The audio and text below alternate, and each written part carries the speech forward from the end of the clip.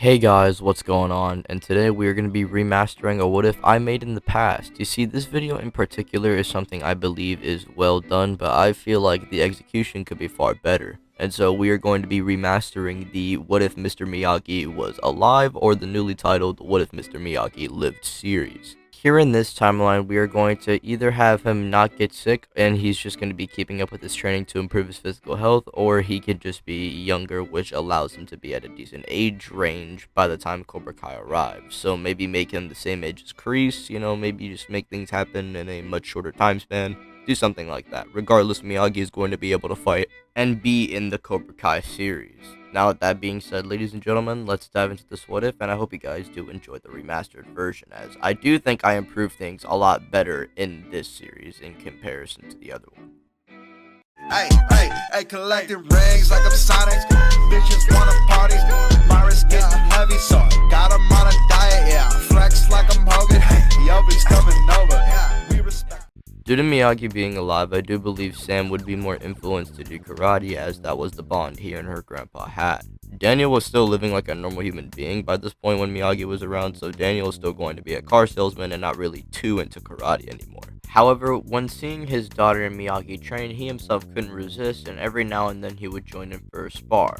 Sam would never quit karate and would at this point be a pretty competent fighter. However, on the flip side, Johnny is still a loser, and basically the origin of Cobra Kai being revived happens the same, with Daniel still going on to act reckless and trying to shut Cobra Kai down. Miyagi would catch on to Daniel being really stressed out about this whole situation, but Daniel needs to snap out of this and can't act like his younger self. He needs to be more mature and refined about it and be the bigger person. And so this is around the time before Daniel actually goes to the dinner with the landlord of Cobra Kai to basically raise the rent. And due to Miyagi actually giving this advice earlier on because he's catching on to Daniel, which I feel like would be more likely than Amanda doing it, since Amanda actually caught on after the dinner, and Miyagi knows Daniel way better than anyone else. I mean, to be honest, Miyagi was always the person who gave Daniel advice whenever he needed it. And so here Miyagi does so, which leads into Daniel actually snapping out of this reckless state because Miyagi being gone, which means Daniel has no one to lean on. But now he does, meaning Daniel's not going to act like much of his younger self anymore, aka a bitch. Daniel never goes to the dinner and never does this big ratty plan to try and raise the rent of Cobra Kai to shut it down, and this also means he would actually go out of his way to even apologize to Tom Cole, as he thought he was the one who basically drew that thing on, the billboard, which led into Daniel being reckless against Tom. Tom would just accept this as he doesn't want to be embarrassed ever again, and so this leads into Daniel just turning around and going about his day. Now, after this, we would have Daniel and Johnny completely having a different rivalry here. I mean, Daniel's not being nearly as much of a rat as he was in canon, and because of Miyagi actually being alive and giving this advice, this means Daniel's never going to make Miyagi-Do or, get back into karate at all, because the only reason he did this was because Miyagi was dead and it reminded him of him. But Miyagi actually just gives him advice this time, and so now Daniel has the answers.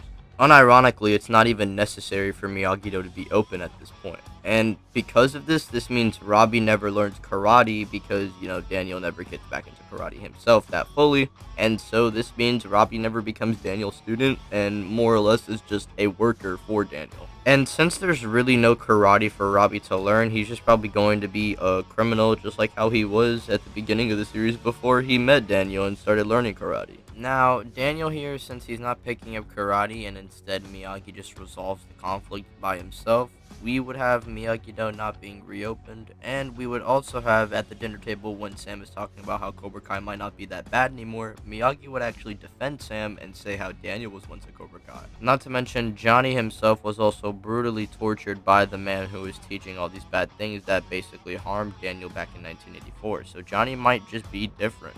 Daniel would just be kind of confused here because why is Miyagi saying all this? But Miyagi is just trying to simply enlighten Daniel and tell him how not all the Cobra Kais can be bad, right?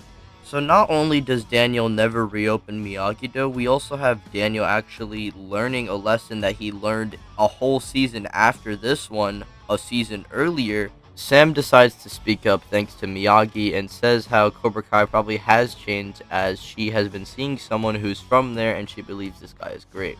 Daniel would be shocked and would be immediately against this, but Miyagi would come to her defense, and I think even Amanda could see the possibility of things changing.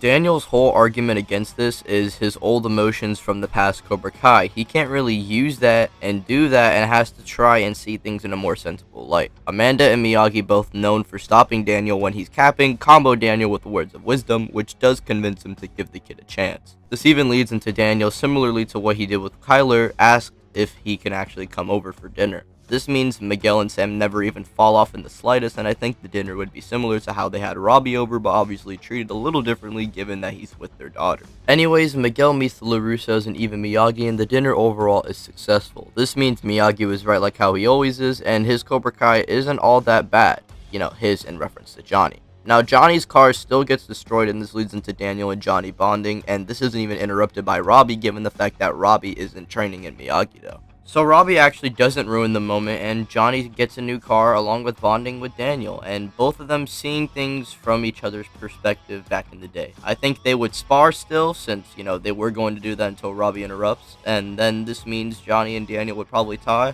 and they would just settle things there. Now, every time in my what-ifs when I have this happen, I have Daniel and Johnny actually just kind of staying in a good area of their friendship at this point. Like, they're not too big of friends, not nearly as much as they were in Season 3, but, you know, it's something. And I know what you guys are thinking, you know, Sam might be able to rep Miyagi-Do if Miyagi actually encouraged her to, but Sam has no reason to. Miguel and Sam never fall off, so this doesn't give Sam any motivation to try and rep Miyagi-Do, and overall, she just uses the karate to kind of bond with Miyagi and not really use it in the all-valid. And also, since Sam and Miguel were never having issues in the first place, and Robbie can't drive Sam to the party, Miguel isn't going to get drunk, and Sam isn't going to arrive, which Miguel would understand the date after. The final valley arrives, and Cobra Kai easily wins, with No Mercy not being taught, and Miguel winning in a good condition and not being enraged. The only reason No Mercy was even taught in the first place was because Johnny and Daniel actually fell off because of Robbie, and because Robbie isn't here to fall things off with Johnny and Daniel, this means No Mercy would never be taught. However, this does still mean Kreese returns, and Johnny gives him a second chance. I also think after the night Johnny and Daniel hung out, we would have Daniel actually telling this to Miyagi, you know, probably in Season 2, Episode 1, and Miyagi saying how he told Daniel so that Johnny isn't as bad as he seems.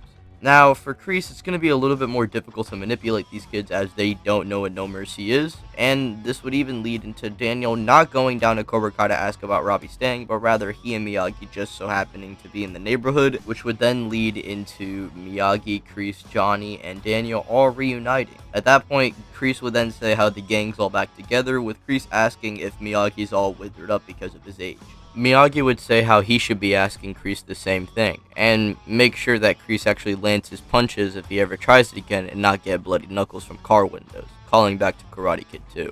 Also, just wanted to say that Miyagi-Do never opens up, so when Johnny tries to reach out to Robbie, it's going to be a lot easier for Johnny to do so, and over the course of Season 2, I think Robbie and Johnny would have an easier time bonding, and I think this could even lead into Robbie moving in earlier. And if the two friends have any trouble or want to try and jump Robbie and Johnny's with them, then Johnny's just going to drop them. Or if anything, Robbie can be taught some self-defense, leading into him actually defending himself as well. Now, I think in the long run, Kreese would still try and act all sus around Cobra Kai, trying to, you know, embrace the old 1984 philosophy, which Johnny would catch on and kick Kreese out. Also, since Robbie's not in Miyagi-Do, it's literally virtually impossible for the school fight to even happen. And with Miyagi being alive here, I believe this would just help Daniel and Johnny become cool and overall make the rivalry between the two become something a lot more earlier on, and it's an actual friendship this time. Kreese would be kind of limited to his options on what to do per se, due to the fact that, you know, the only thing that could really happen is Dimitri filing a report against Cobra Kai and him just getting jumped. However, I do think that the Medal of Honor is never stolen, given the fact that Kreese doesn't know where Miyagi-Do is. And it's not even open in this timeline, so really, he's limited to his options on trying to manipulate Miyagi-Do.